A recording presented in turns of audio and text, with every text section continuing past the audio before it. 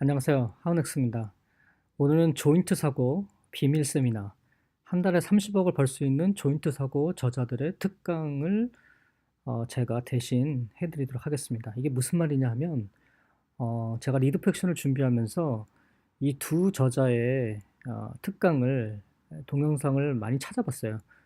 거의 한 10시간 정도 되는 특강이 있더라고요. 물론 10시간이 다 있는 건 아니고 3시간짜리 비밀 세미나, 2시간짜리 특강, 또 1시간짜리 특강, 뭐 나머지 또 2시간짜리 특강, 뭐 이렇게 한 5개 정도의 동영상을 봤어요. 그걸 리드팩션을 하고서 어제 또 봤는데, 그중에서 상당 부분 물론 그대로 다 적용할 수 없는 부분들도 있지만 이것 핵심만큼은 꼭 여러분들한테로 전달을 해드려야 되겠다라고 싶어서 제가 이 영상을 준비해 봤습니다. 자, 이 두 저자가 사실은 계속 강조하고 있는 게 뭐냐면, 물론 책에서도 강조를 하고 있습니다. 책에서는 사실 이게 많이 언급되어 있지 않는데요. 무슨 소리냐? 사고법을 배우라는 겁니다. 그러니까 행동, 이 사람들이 했던 행동, 이 사람들이 했던 어떤 노하우나 스킬, 뭐 책에도 나와 있지만 그걸 그대로 번역해서 뭐 아니면 그대로 흉내내서 적용한다고 해도 그게 그대로 다 성공할 수 없다는 거예요. 그게 중요한 게 아니라 사고법을 배우라는 겁니다. 행동은 그대로 모방을 해도 실패할 가능성이 높다는 거예요. 왜냐하면 그 당시의 상황, 그 당시의 환경, 뭐 자금, 인맥 등등 여러 가지 상황이 다 다르기 때문이죠. 그리고 늘 이 사람들이 강조하는 거는 타겟입니다. 타겟. 타겟이 뭐냐? 세상에는 많은 연못이 있다는 거죠. 근데 사람들은 그 연못이 하나라고 생각하고 몰빵을 하는데 그게 아니라는 거죠. 예를 들어서 다이어트에 관심이 있는 연못이다. 그러면 뭐 사람을 예를 들어서 물고기로 비유한다면요. 그 연못에는 다이어트에 관심 있는 사람들만 있겠죠. 아니면 돈 버는 데 어떤 혈안이 되어 있는 그런 연못이 있다 그러면 그것은 또 돈 버는 데 관심이 많은 사람들이 모아 있을 거고, 뭐 내가 창업에 관심이 많다 그러면 뭐 또 그런 또 창업에 관련된 것만 관심 있는 물고기들이 많이 모여 있겠죠. 그 물고기가 어디에 모여 있는지, 내가 타겟으로 하고 있는 연못이 어딘지 이걸 정확하게 찾아내서 거기에다가 모든 자원을 쏟아부어야 한다는 거예요.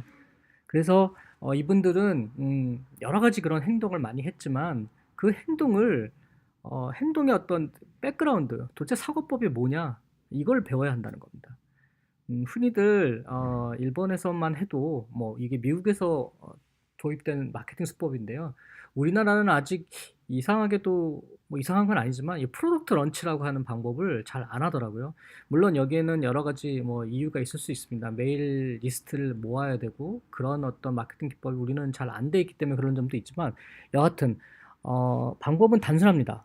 일단 모객을 해요. 예, 고객을 모으는 거죠. 뭐 카페로 모으던, 인스타그램을 모으던, 페이스북으로 모으던 상관없습니다. 그렇지만 사실은 제일 간단하면서도 굉장히 그 많은 효과를 얻을 수 있는 게 메일 리스팅을 모으는 건데요. 일단은 그걸로 고객을 모아서 교육을 하고 그다음에 세일즈를 하는 거죠. 이런 식으로 해서 이분들이 어떻게 보면 짧은 시간 안에 많은 매출을 올릴 수 있었다고 하는데요. 그 매출을 올린 것 자체가 중요한 건 아니고 어떻게 해서 이런 사고방식을 하게 됐을까? 그거를 알아야 된다는 겁니다. 자, 인터넷 비즈니스는 생각보다 어떻게 보면 굉장히 아날로그적이라고 할 수도 있는데, 이분들의 이야기에 제가 많이 공감을 했어요. 그게 무슨 말이냐? 제일 고객이 안 모이는 것, 제일 어떤 비즈니스가 성사 안 되고 힘든 게 뭐냐? 그게 홈페이지라는 거예요. 사이트죠. 아무리 홈페이지를 잘 만들어 놓고 내가 오픈을 해도 사람들이 거기서 와서 실제로 구매를 해서 하는 거는 사실 굉장히 어렵다는 거죠. 이게 뭐 구매 전환율이라고도 하지만 제가 생각해 봐도 홈페이지만 만들어 놓는다고 다가 아니라는 거죠. 절대 사람들이 거기에 와서 오기는 온다 하더라도 뭔가 구매를 한다? 이게 쉽게 일어나지 않는다는 거죠. 그럼 좀 더 어떤 그 적극적인 방법이 뭐냐? 그다음 단계로 넘어가게 되면 사실은 이게 메일이라는 거예요, 메일. 물론 메일도 스팸 메일도 많고, 저희가 뭐 저만 해도 뭐 네이버 메일은 잘 안 씁니다만, 예를 들면 뭐 지메일이 됐던 아니면 개인적인 메일이 됐던 내가 메일을 매일 보고 있다 그런다면, 최근에는 특히나 스마트폰이 있기 때문에 거의 메일을 분단위로 체크를 하기도 하죠. 그런 메일 어드레스를 정확하게 알고 그 메일로 어떤 그런 비즈니스를 소개하게 되면 사람들은 반응을 한다는 거죠. 물론 스팸 메일로 취급돼서 날아갈 수도 있겠습니다만 메일은 좀 더 그 사람의 개인 공간에 파고들기 때문에 홈페이지보다는 훨씬 더 효과가 있다는 거예요. 그리고 사실 많은 분들이 간과하고 있는 것, 뭐 이분들이 이걸 강조하고 있는데 사실은 그것보다 더 확실한 거는 전화라는 겁니다. 전화 세일즈를 하게 되면 물론 전화 세일즈도 어떤 일방적인 전화 세일즈는 다 차단이 되겠지만 전화 상담을 유도해서 하는 그런 어떤 세일즈는 충분히 훨씬 더 효과가 있다는 거예요. 그리고 무엇보다도 확실한 거는 대면이라는 겁니다. 예를 들어서 이분들이 어떤 대면, 그러니까 강의를 한다거나 어떤 세미나를 열어서 거기서 백엔드 제품인 자기들 어떤 고액 상품 혹은 그 세미나를 듣고 충분히 납득한 사람들한테 자기 상품을 소개하게 되면 거기서는 세일즈가 일어날 확률이 굉장히 높다는 거죠.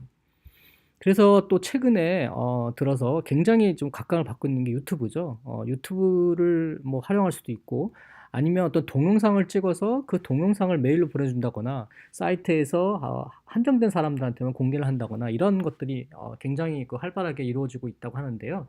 그건 왜 그러냐면 동영상이 가상의 대면이기 때문이에요.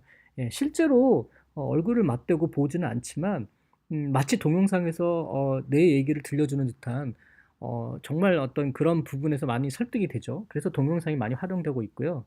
전화 상담 같은 경우는 전화 상담으로 충분히 많은 부분을 설득할 수 있었다는 겁니다. 근데 여기서 이 저자가 했던 수법은 전화를 내가 거는 게 아니고요. 1시간짜리 전화 상담을 붙여서 일종의 컨설팅을 해준다는 명목이죠. 무료 상담을 해드리겠습니다 하고 전화 약속을 잡아서 근데 1시간이 필요합니다.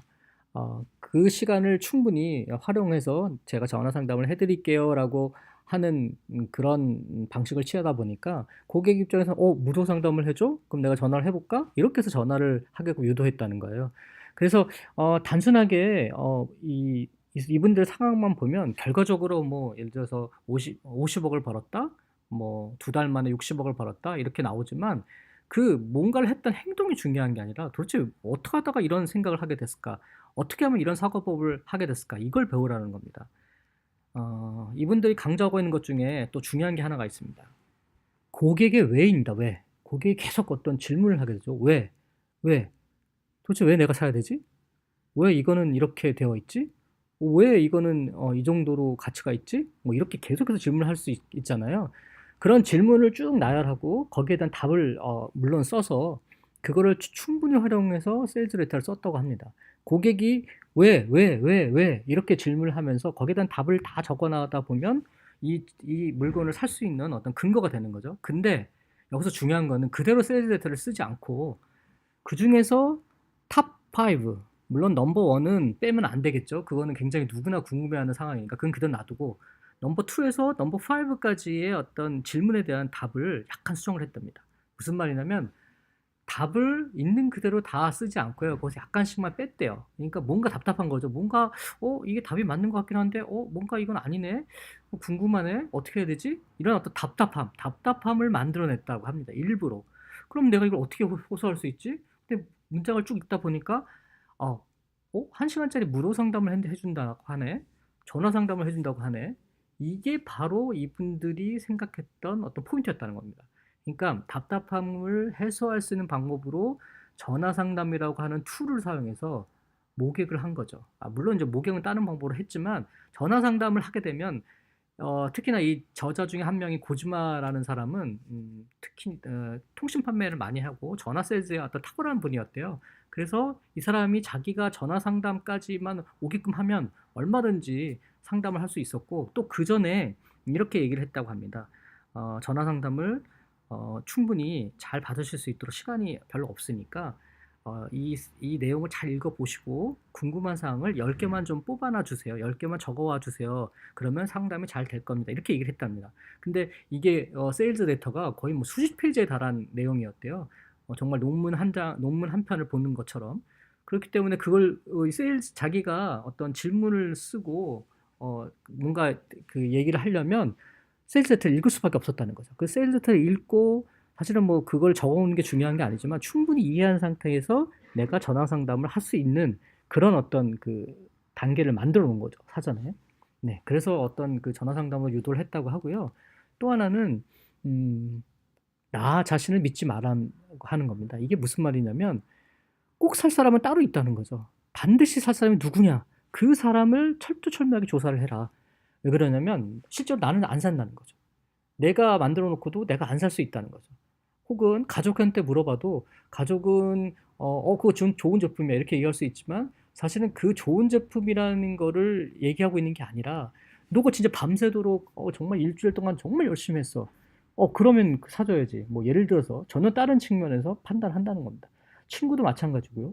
뭐 종업원들한테 물어봐도 사실 제대로 된 답이 돌아올 수 없다는 겁니다. 근데 모든 사람들은 주변에만 물어보고 나 자신을 믿기 때문에 거기에서 뭔가 착각을 하게 된다는 거예요. 근데 가장 중요한 거는 나 자신을 믿지 말고 고객의 결핍, 도대체 고객이 뭘 원하고 있는지, 고객의 결핍이 뭔지 이걸 계속해서 철두철미하게 조사를 해야 되는데 그게 사실은 이분들한테 있어서 가장 중요했던 포인트이기도 했던 전화 상담. 심지어 이분이 전화 상담을 새벽 5시부터 그러니까 밤 2시까지 거의 2-3시간밖에 안 자고요. 20일 동안 전화 상담을 했대요. 1인당 하루에 한 20명 정도. 어마어마한 거죠. 근데 뭐 진짜 어떤 뭐 물론 이제 약간 낮잠도 자고 뭐 했겠지만 어쨌든 간에 뭐 그렇게 거의 잠도 안 잔 상태에서 한 3주 정도 20일 동안을 내내 전화 상담을 했대요. 근데 전화 상담을 하면서 그냥 거기에 그치는 게 아니라 전화 상담을 하면서 고객에 대한 어떤 그 자연스럽게 조사를 하게 되잖아요. 고객이 이런 점에서 반응을 하네. 여기는 뭔가 문장이 이상하네. 고객이 또 이런 질문을 하네. 내가 이렇게 답을 했더니 이렇게 피드백이 오네. 이것을 실시간으로 또 한 명의 어떤 그 사람이 있었죠. 저자가 그게 사토 후미야키라는 사람인데, 그러니까 코즈마 씨는 전화 상담을 하고 사토 후미야키라는 사람은 이제 세일즈 레터를 쓰는 담당인데요. 카피라이팅 굉장히 잘하기 때문에 그 사람한테 계속 피드백을 했대요. 이건 이렇게 고쳐라, 저렇게 고쳐라. 그러니까 20일 동안 하면서 처음에는 한 열흘 동안 전혀 안 팔렸는데 그걸 계속해서 수정하고 엄청난 수정을 가하다 보니까 세일즈 데이터가 나중에 거의 20일 막판에 가서는 거의 완벽한 세일즈 데이터가 됐고 고객이 원하는 부분들을 다 긁어줄 수 있는 그런 세일즈 데이터로 완성이 됐대요. 그러다 보니까 훨씬 더 유입률이 빠르고 실제로 물건이 그때부터 팔리기 시작했다고 합니다. 그래서 사실은 이 조인트 사고는 꼭 3번을 읽기를 저도 권해드립니다. 저도 많이 읽어봤지만 최소한 왜 3번을 읽어야 된다라는 게 이 책을 다시 한번 읽고 또 세미나를 듣고 제가 이 자료를 만들면서 뼈저리게 깨달은 거예요.